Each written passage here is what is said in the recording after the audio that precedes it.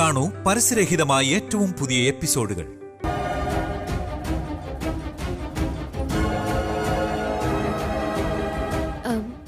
കാപ്പി എടുത്തോ സാറേ? സാർ നീ ഒന്ന് ലൈൻ ഹോൾഡ് ചെയ്യ്. ശരി സാർ.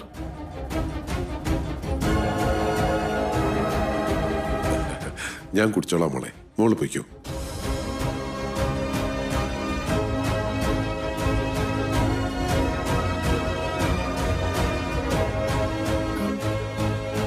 സാറ് തെറ്റിദ്ധരിക്കില്ലെങ്കിൽ ഞാനൊന്ന് ചോദിച്ചോട്ടെ, കുറച്ചു മുമ്പ് അനാഥയെന്ന് പറഞ്ഞത് ആരെയായിരുന്നു സാർ?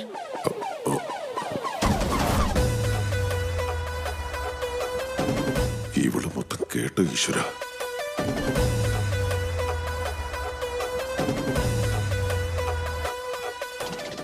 അത് ഒരനാഥാശ്രമം കെട്ടുന്നുണ്ടേ, ഞാൻ അതിനെക്കുറിച്ച് സംസാരിക്കായിരുന്നു. ഓ അതെയോ, ശരി സാറേ, സാറ് കാപ്പി കുടിച്ചോളൂ.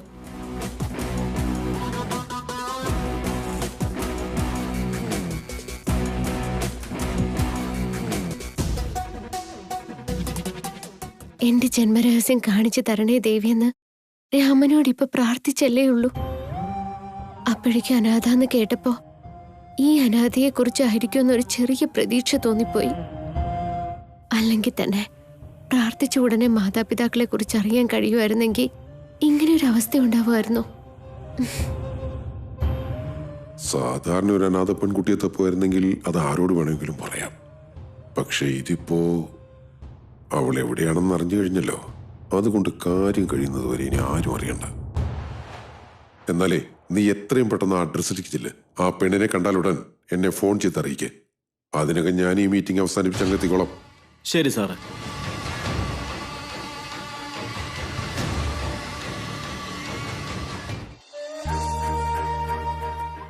ക്ഷമിക്കണം, ഒരു അത്യാവശ്യ കോളായിരുന്നു, മാറ്റിവെക്കാൻ പറ്റാത്തതുകൊണ്ടാ. അത് സാരമില്ലായിരിക്കൂ. ഓ, ഇതാരാ ഈ പെൺകുട്ടി? ഇളയ മരുമോള. മോള് സാറിന് കോഫി എടുത്തുകൊണ്ട് വരാൻ പോയിരിക്കായിരുന്നു. നല്ല ഐശ്വര്യമൊത്ത പെൺകുട്ടി. ആരുടെ മോളാ?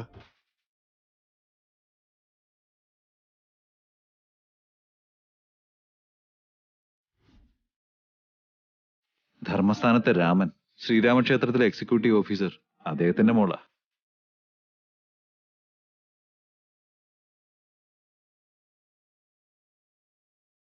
അതെന്താ അച്ഛൻ പറഞ്ഞ്? വൈദേഹി രാമൻ ചെറിയച്ഛന്റെ മോളാണോ?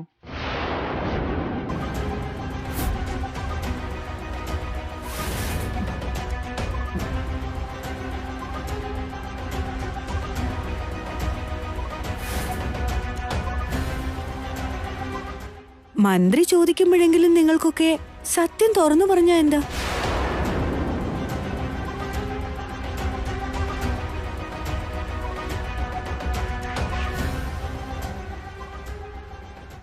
വർമ്മ പറഞ്ഞത് സത്യമല്ലെന്നാ? രാമന്റെ മോള് തന്നെയല്ലേ വൈദേഹി? ഈയിടെയായിട്ട് മറവി കുറച്ച് കൂടുതലാ. ആളുകളുടെ പേര് പോലും മറക്കാന്ന് വെച്ചാ.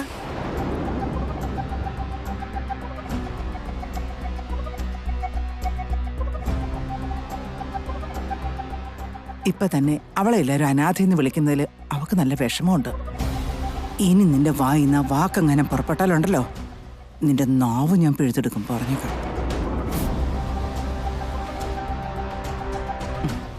ക്ഷമിക്കണം കേട്ടോ, മൂത്ത മരുമകൾക്ക് കുറച്ച് മറവി കൂടുതലാ. ചിലപ്പോ അവള് സ്വന്തം അച്ഛന്റെയും ഭർത്താവിന്റെയും പേര് പോലും മറന്നു പോകാറുണ്ട്.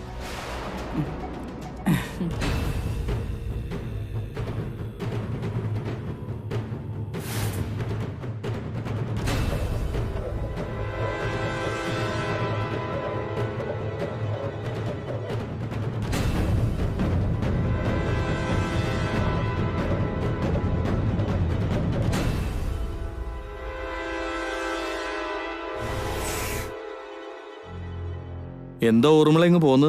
പിന്നല്ലാതെ, എനിക്ക് മറവി അത്രേ. അതും കേട്ടോണ്ട് ഞാൻ അവിടെ അങ്ങനെ കല്ലുപോലെ നിൽക്കുവോ? അതിനീ കൊട്ടാരം വീട് വേറെ ആരെങ്കിലും നോക്കേണ്ടി വരും. എന്നാ പിന്നെ ഞാൻ അങ്ങോട്ട് ഇറങ്ങട്ടെ വർമ്മേ. ആയിക്കോട്ടെ, മനസ്സിലായി. നീ എന്തിനാ വൈദേഹി ഇങ്ങനെ ഓരോന്നൊക്കെ പറയാൻ പോകുന്നത്? അവളെ ഒന്നും പറയാൻ അനുവദിക്കില്ല എന്ന് നിനക്കറിയാലോ. അത് തന്നെയാ വരുണ എന്റെ പ്രശ്നം. അവൾ ആരാന്നാ? ഒരു അനാഥ പിശാച്. ആ അനാഥയ്ക്കൊപ്പത്തിനൊപ്പം എന്നെ നിർത്തി എന്നെക്കാളും എന്തൊക്കെയോ അവൾക്കുണ്ടെന്ന് ഭാവിച്ചാ എനിക്കത് സഹിക്കൂടാ.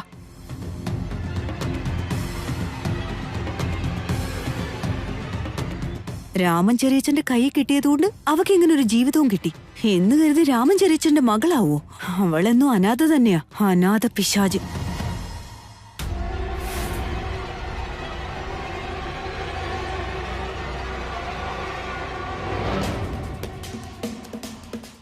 എന്താ മോളെ പറഞ്ഞത്?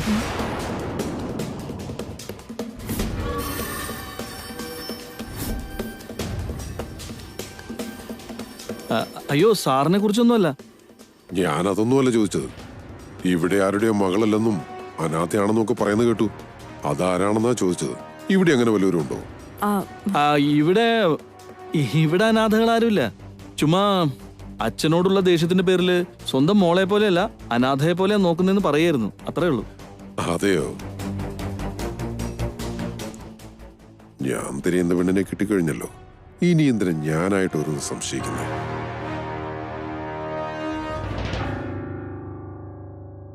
എന്തിനാ വരണേ നീ കള്ളം പറഞ്ഞ്? അവളെ അനാഥയാണെന്നും രാമൻ ചെറിയച്ചൻ എടുത്ത് വളർത്തിയതാണെന്നും അങ്ങ് പറഞ്ഞാ പോരായിരുന്നോ?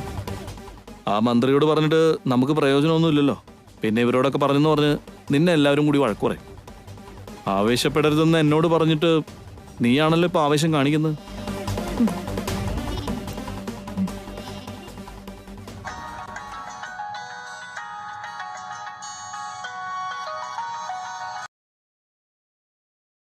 ആ പറയേ, ആ പെണ്ണിനെ എങ്ങനെ കണ്ടോ? നമ്മൾ അന്വേഷിക്കുന്ന അവളെ തന്നെയല്ലേ? സോറി സാർ, റോങ് ഇൻഫർമേഷൻ ആയിരുന്നു. റോങ് ഇൻഫർമേഷൻ എന്ന് പറഞ്ഞ ആ പെണ്ണിനെ കണ്ടുകിട്ടിയെന്നല്ലേ പറഞ്ഞത്? കണ്ടു സാറേ, പക്ഷേ ആ പെണ്ണ് 20 അല്ല 10 വയസ്സാ സാറേ. നമ്മുടെ ആൾക്കാർ കേട്ടതിന്റെ കുഴപ്പം. കിട്ടിയെന്ന് പറഞ്ഞപ്പോഴേക്കും ഞാൻ വല്ലാണ്ട് അങ്ങോട്ട് ആശിച്ചു പോയി. ആഞ്ഞു പിടിച്ചോ, പെട്ടെന്ന് കണ്ടുപിടിക്കണം. എത്രയും പെട്ടെന്ന് എനിക്ക് അവളെ കിട്ടിയേ തീരൂ. ശരി സാർ.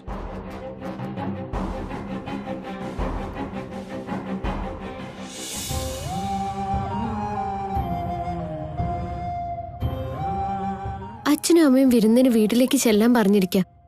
ദേവേട്ടനാണെങ്കിൽ ഭയങ്കര വാശി. ഇക്കാര്യമാണെങ്കിൽ അച്ഛനോടൊട്ട് പറയാനും പറ്റില്ല. പറഞ്ഞ ദേവേട്ടനെ കുറിച്ച് എന്ത് കരുതും? എന്താ ഇപ്പൊ ചെയ്യാ?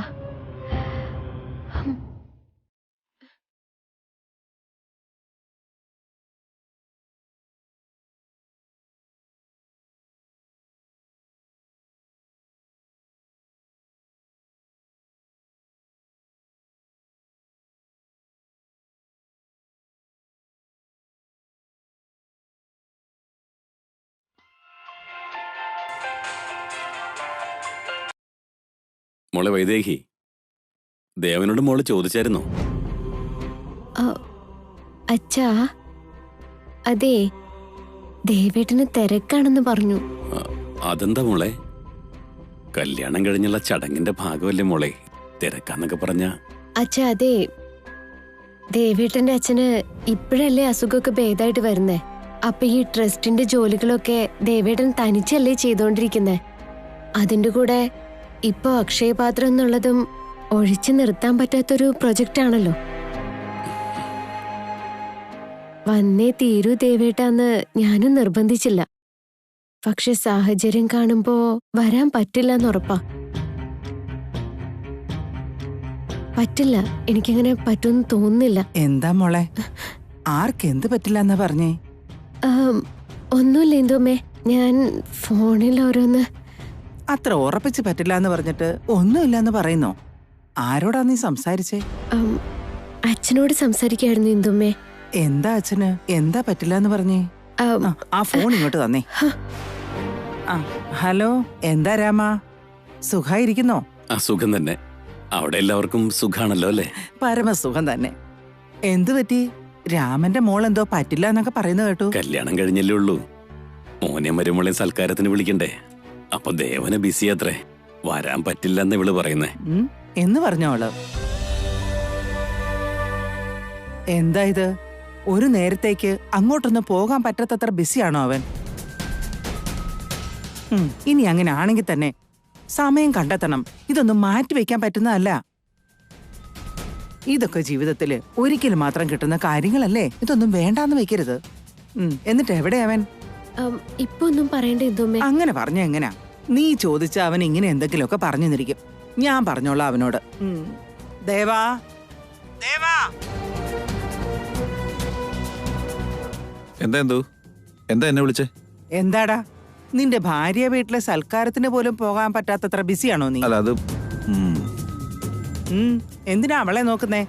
രാമൻ എന്നെ വിളിച്ചിരുന്നു. സംസാരിക്കേ. എന്താ അമ്മേ പ്രശ്നം? ദേ, നിന്റെ മോന്റെ സ്വഭാവം കണ്ടില്ലേ? അവിടെ രാമനും സുലേഖയും മക്കളെ സൽക്കാരത്തിന് വിളിക്കുമ്പോഴാ ഇയാൾക്ക് ബിസിയാ പോലും വരാൻ പറ്റില്ല പോലും. അതെന്താ ദേവാ, ഇതൊക്കെ അങ്ങനെ വേണ്ടെന്ന് വെക്കേണ്ട കാര്യങ്ങളാണോ? ഇതൊക്കെ നമ്മുടെ കുടുംബത്തിലെ ഓരോ ചടങ്ങുകളല്ലേ? എന്നാലും ഇത് 2-3 മണിക്കൂറിന്റെ കാര്യമല്ലേ? അത് കഴിഞ്ഞ് നിനക്ക് ജോലിക്ക് പോവാലോ. ഇങ്ങനെയുള്ള ആചാരങ്ങൾക്ക് പിന്നിൽ എന്തെങ്കിലുമൊക്കെ നല്ല കാരണങ്ങൾ ഉണ്ടായിരിക്കും മോനെ. അയ്യോ അമ്മ, അങ്ങനെയൊന്നുമില്ല. എന്തില്ലെന്നാ? നീ എന്തിനാ കൗസല്യ അവനോട് ചോദിക്കുന്നത്? അവൻ പോക്കോളും.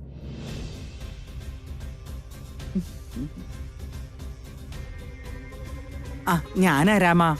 പറഞ്ഞോളൂ. നിങ്ങൾ ഒരുക്കങ്ങളൊക്കെ നടത്തിക്കോളൂ. മോനും മോളും നാളെ തന്നെ അങ്ങോട്ടെത്തും. സന്തോഷായില്ലേ? അങ്ങനെ ആയിക്കോട്ടെ, സന്തോഷം. ഒത്തിരി നന്ദിയുണ്ട്. ഞാനെല്ലാം ഇവിടെ ഒരുക്കിയിട്ടുണ്ട്. സുലേഖ,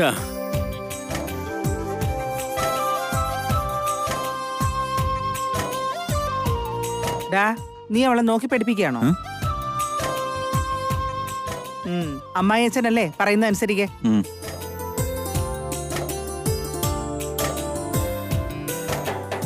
മോളെ വൈദേഹി, അച്ഛനും അമ്മയും ചോദിച്ചെന്ന് പറയണേ.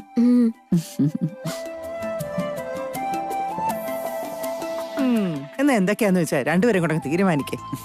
ഞാൻ പൊയ്ക്കോളാന്ന് പറഞ്ഞല്ലോ, ഇനി പൊയ്ക്കൂടെ? അപ്പൊ ഇതൊക്കെ നിന്റെ പണിയായിരുന്നല്ലേ? ഞാൻ വരുന്നില്ല എന്ന് പറഞ്ഞതിന് ഇന്ദുവിന്റെ അടുത്ത് ഡ്രാമ കളിച്ച് എന്നെ വീട്ടിലാക്കി. ഞാനൊന്നും പറഞ്ഞില്ല ദേവേട്ടാ. ഞാൻ അച്ഛനോട് ഫോണിൽ സംസാരിക്കുമ്പോ ദേവേട്ടന് വരാൻ പറ്റില്ല എന്ന് പറഞ്ഞത് ഇന്ദുമ്മ കേട്ടിട്ട്. അത് പിന്നെ എനിക്ക് മനസ്സിലായല്ലോ. ഇത് മനഃപൂർവ്വമായിരിക്കും ഇന്ദു കേൾക്കാൻ വേണ്ടി നീ ഇവിടെ നിന്ന് ഫോൺ വിളിച്ചത്. ഇല്ല ദേവേട്ടാ, ഇന്ദുമ്മ കേൾക്കുന്നുണ്ടെന്ന് ഞാൻ അറിഞ്ഞിട്ട് പോലുമില്ല. അയ്യടാ, നിഷ്കളങ്കയായ ഒരു പഞ്ചപാവം. ഈ പാവം തോന്നുന്ന മുഖത്തിന് പിന്നില് വിചാരിച്ചത് നടത്തിയെടുക്കാനുള്ള സകല തന്ത്രങ്ങളും ഒളിപ്പിച്ചിട്ടുണ്ട്. പക്ഷേ ഒരു കാര്യം നീ എപ്പോഴും ഓർത്തു, കഴുതയെ ജലാശയത്തിന്റെ മുമ്പിൽ കൊണ്ടുപോയി നിർത്താനേ നിനക്ക് പറ്റൂ. പക്ഷെ അതിനെ കൊണ്ടുണ്ടല്ലോ, നിർബന്ധിച്ച് വെള്ളം കുടിപ്പിക്കാൻ നിന്നെ കൊണ്ട് പറ്റില്ലല്ലോ. അയ്യോ ദേവേട്ടാ, അത് കഴുതയല്ല, കുതിര. എന്തു കുന്തെങ്കിലാവട്ടെ, അതങ്ങ് മാറ്റിയാ പോരെ? അല്ലെങ്കിലും നിങ്ങൾക്ക് ഈ മാറ്റുന്ന കാര്യം വലിയ ശീലമാണല്ലോ. വൈദേഹി ശ്രേയായിട്ടും ശ്രേയെ വൈദേഹിയായിട്ടും എത്രയോ വട്ടം മാറ്റിയിരിക്കുന്നു. അപ്പൊ ഒരു പാവം കഴുതയെ കുതിരയാക്കി മാറ്റാനും കുതിരയെ കഴുതയാക്കി മാറ്റാനും എളുപ്പമാണല്ലോ നിങ്ങൾക്ക്. സൗകര്യത്തിന് മാറ്റിക്കോ. അവളുടെ ഒരു മാറ്റ കച്ചവടം. എന്റെ ശ്രീരാമ, കറങ്ങി തിരിഞ്ഞു വന്ന് വീണ്ടും അതേ തന്നെ തൂങ്ങുകയാണല്ലോ. സാരല്ല, തൽക്കാലം വരാന്നെങ്കിലും സമ്മതിച്ചല്ലോ. അത് എന്നെ വലിയ കാര്യം.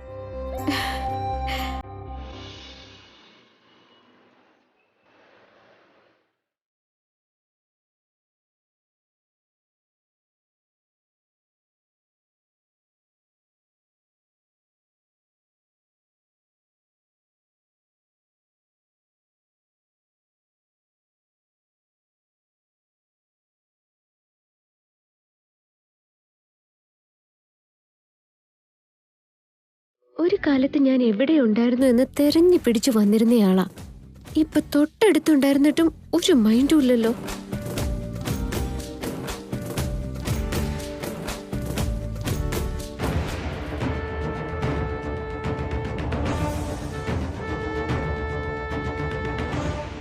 ഇതെന്താ, വൈദേഹി ചേച്ചി ദേവേട്ടൻ തമ്മിൽ പിണക്കത്തിലാണോ? രണ്ടുപേരൊന്നും മിണ്ടുന്ന പോലും ഇല്ലല്ലോ.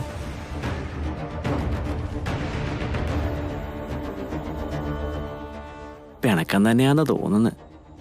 ഒത്തിരി സ്നേഹമുള്ളിടത്ത ഒത്തിരി പിണക്കങ്ങൾ ഉണ്ടാവുകയെന്ന് കേട്ടിട്ടുണ്ട്. എന്നാ പിന്നെ ഞാൻ തന്നെ പിണക്കം മാറ്റി കൊടുക്കാം.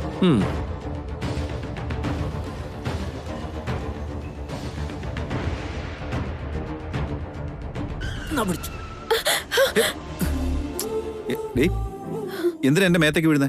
നിന്റെ ഇളക്കൊത്തിരി കൂടുന്നുണ്ട്. ഞാൻ എന്ത് ചെയ്യാനാ? കാറിളകിയപ്പോ ഞാനും അറിയാതെ. ഉം.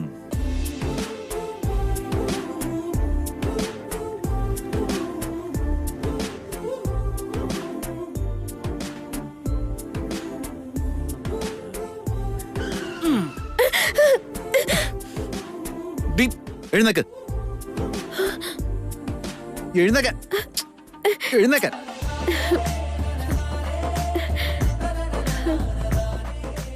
ഡാ വിനയ, വണ്ടി സൂക്ഷിച്ചോടിക്ക്. ഞാൻ എന്ത് ചെയ്യാനാ ദേവേട്ട? ഈ റോഡ് മുഴുവൻ കട്ടറാ.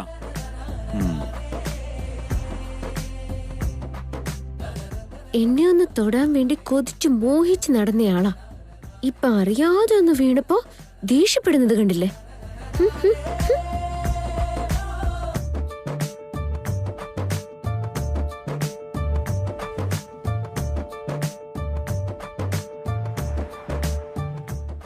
ഇതെന്താ ഇവരുടെ പിണക്കൊന്നും മാറുന്നില്ലല്ലോ? ഡോസ് കുറച്ച് കുറഞ്ഞു പോയെന്ന് തോന്നുന്നു.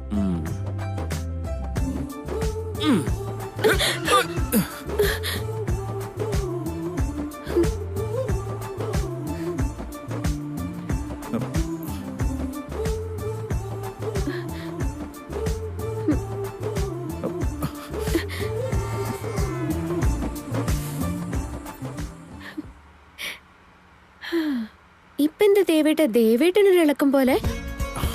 ഞാനെന്ത് ചെയ്യാനാ? വണ്ടി ഷേക്കാപ്പം ഞാനും വീണു പോയതാ. എന്ത് കാണിച്ചാ എന്റെ വിനയ നീ ഡ്രൈവ് ചെയ്യുന്നേ? ഞാൻ എന്ത് ചെയ്യാനാ ദേവേട്ട? ഈ റോഡ് ശരിയല്ലല്ലോ. റോഡ് എപ്പോഴും ഇങ്ങനെയൊക്കെ തന്നെ ഉണ്ടാവുള്ളൂ. അത് ശ്രദ്ധിച്ചോടിക്കാന്നുള്ളത് നിന്റെ കടമയാ. ഒന്ന് പിഴച്ചാ പിന്നെ എല്ലാതും തീരും. എന്തിനാ ദേവേട്ട എന്നെ വഴക്കുറന്ന്? നിങ്ങൾ ഭാര്യ ഭർത്താവല്ലേ? അങ്ങോട്ടും ഇങ്ങോട്ടും ഒന്ന് വീണെന്ന് വെച്ച്. അതാ ഞാനും പറഞ്ഞത്. ഡേയ്, മിണ്ടാതിരുന്നാ മതി. വിനയ, കാറിനി അങ്ങോട്ടോ ഇങ്ങോട്ടോ ഇളകിന്നിരിക്കട്ടെ, പിന്നെ നിന്റെ കഴുത്തിന് മുകളിൽ തല ഉണ്ടാവില്ല കേട്ടല്ലോ.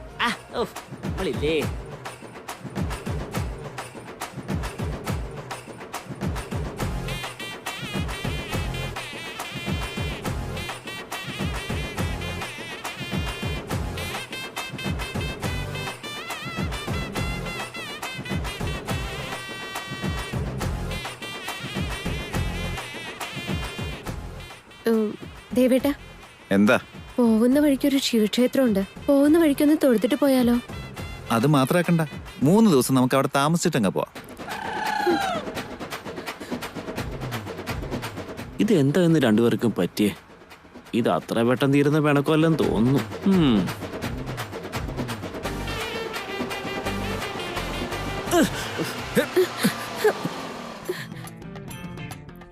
എന്താടാ ഈ കാണിക്കുന്നേ?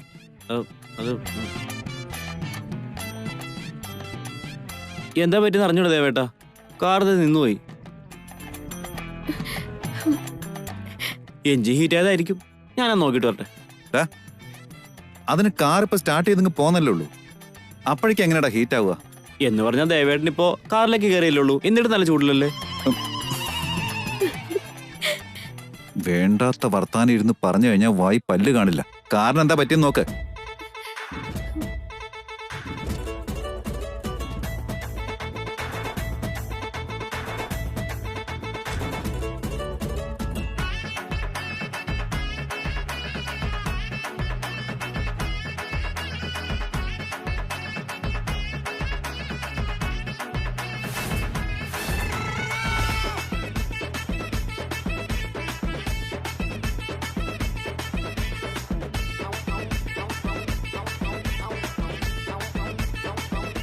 ഒന്ന് അമ്പലത്തിലേക്ക് കൊണ്ടുപോകാൻ പറഞ്ഞിട്ട് അതൊരു മനസ്സിലാത്ര. ഇരിക്കുന്നത് കണ്ടില്ലേ? പണിപാളി. രണ്ടുപേരുടെ ദേഷ്യം തീരുന്ന ലക്ഷണമില്ലല്ലോ. എത്ര നേരം ഞാൻ ഒന്ന് കാണട്ടെ. ഇനി എത്ര നേരം എടുക്കും വിനയ? വിനയ, ദേവേട്ടാ, പണിപാളി. എന്തു പറ്റിയടാ? എന്താന്ന് മനസ്സിലാവുന്നില്ല. ഒന്നും ഒരു കുഴപ്പമുള്ളതായിട്ട് തോന്നുന്നില്ല. പക്ഷെ കാറിന്റെ ഓടത്തെന്ന് അറിയില്ല ദേവേട്ടാ. അയ്യോ, വൈദേഹി ചേച്ചി പറഞ്ഞ അമ്പലമല്ലേ ഇത്? ഓം നമഃശിവായ, ഓം നമഃശിവായ. തൊഴുതോളൂ ദേവേട്ടാ. വൈദേഹി ചേച്ചി പറഞ്ഞ ഈ അമ്പലത്തിനെ കുറിച്ചല്ലേ?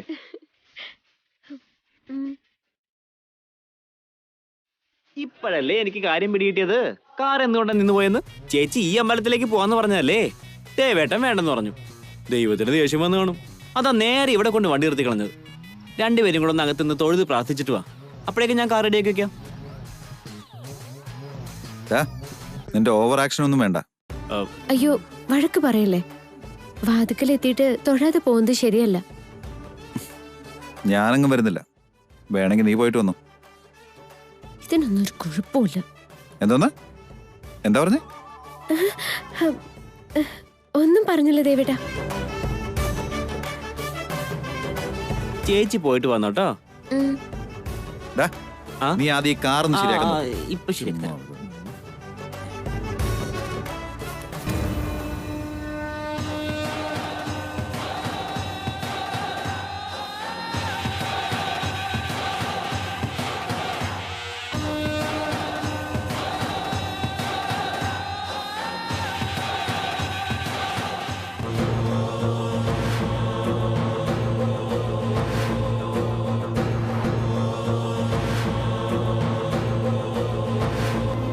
ഞാൻ ആർക്കുണ്ടായതാ?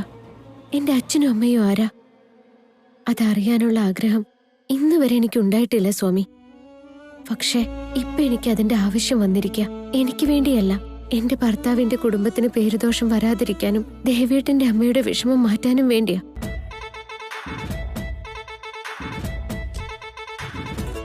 ഇപ്പൊ ഒന്ന് ട്രൈ ചെയ്ത് നോക്കാം ദേവേട്ട. ഇനി സ്റ്റാർട്ട് ആയില്ലെങ്കിലല്ലേ. ഇത്രയും കാലമായിട്ടൊരു കാർ സ്റ്റാർട്ട് ആക്കാൻ പറ്റില്ലെങ്കിൽ എങ്ങനെ?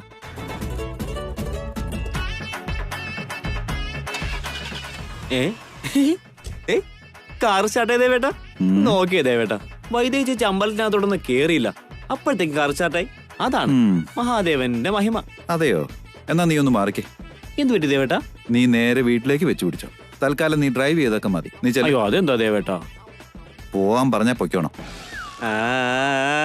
ഇപ്പൊ എനിക്ക് കാര്യം പിടി കിട്ടി. നിങ്ങൾക്കിടയിൽ കട്ട്റൂമിനെ പോലെ ഞാൻ വേണ്ടെന്ന് കരുതിയല്ലേ? എന്തെന്ന്? ഇത് വീട്ടിൽ വെച്ചങ്ങ് പറഞ്ഞാ പോരായിരുന്നോ? ഞാൻ വരുപോലും ഇല്ലായിരുന്നല്ലോ. എന്റെ അടുത്ത് എന്തിനാ ദേവേട്ട നാണം? ഡാ ഒത്തിരി വിളച്ചെടുത്ത വായിലെ പല്ലടിച്ചാൻ താഴെ ഇടും. പോടാ. ശരി ദേവേട്ട. പോടാ. ഓക്കെ. വന്നിരിക്കുന്നു. ഹലോ. ആരോട് ചോദിച്ചിട്ടും അറിയില്ലെന്നാ പറയുന്നത്. ഇങ്ങനെ എത്ര പേരോട് ചോദിക്കും? ചോദിക്കണം. കിട്ടുന്നത് വരെ ചോദിച്ചുകൊണ്ടിരിക്കണം. എപ്പോഴോ 20 വർഷങ്ങൾക്ക് മുമ്പ് ചോരക്കുഞ്ഞായിട്ട് കളഞ്ഞിട്ട് പോയതാ. ഇപ്പൊ എങ്ങനെ ഉണ്ടാവുന്ന ആർക്കറിയാം? ഒരു സൂചന പോലും ഇല്ല. അങ്ങനൊരു പെൺകുട്ടിയെ കണ്ടുപിടിക്കുന്ന അത്ര എളുപ്പമല്ല. പക്ഷേ എവിടെ ഉണ്ടെങ്കിലും കണ്ടുപിടിച്ചോണ്ട് പോയി കൊടുക്കണം. അങ്ങോട്ട് നടക്ക്. നമസ്കാരം സാറ്. നമസ്കാരം.